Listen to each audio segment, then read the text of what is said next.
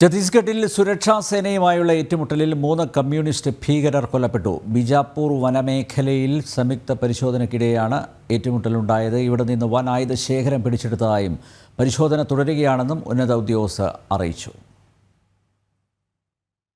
ഛത്തീസ്ഗഡിൽ കഴിഞ്ഞയാഴ്ച കമ്മ്യൂണിസ്റ്റ് ഭീകരർ നടത്തിയ IED സ്ഫോടനത്തിൽ 9 ജവാന്മാർ വീരമൃത്യു വരിച്ചതിനു പിറകെ മാവോയിസ്റ്റ് സാന്നിധ്യമുള്ള മേഖലകളിൽ പരിശോധന കർശനമാക്കിയിരുന്നു.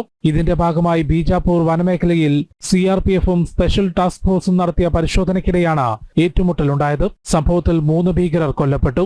മേഖലയിൽ നിന്ന് സ്ഫോടക വസ്തുക്കളും തോക്കും ഉൾപ്പെടെ വൻ ആയുധശേഖരം പിടിച്ചെടുത്തു. കൂടുതൽ സുരക്ഷാ ഉദ്യോഗസ്ഥരെ വിന്യസിച്ച് ബീജാപൂർ മേഖലയിൽ പരിശോധന തുടരുകയാണെന്ന് ഉന്നത ഉദ്യോഗസ്ഥർ അറിയിച്ചു. ഈ മാസം 8-ന് സുഗ്മ ബീജാപൂർ അതിർത്തിയിലെ വനമേഖലയിലുണ്ടായ ഏറ്റുമുട്ടലിലും 3 മാവോയിസ്റ്റുകൾ കൊല്ലപ്പെട്ടിരുന്നു. ഒന്നുകിൽ ആയുധം വെച്ച് കീഴടങ്ങുക, അല്ലെങ്കിൽ ശക്തമായ നിയമ നടപടി നേരിടുക എന്ന മുന്നറിയിപ്പാണ് സുരക്ഷാസേന മാവോയിസ്റ്റ് ഭീകരർക്ക് നൽകുന്നത്. ജനം, ഡൽഹി.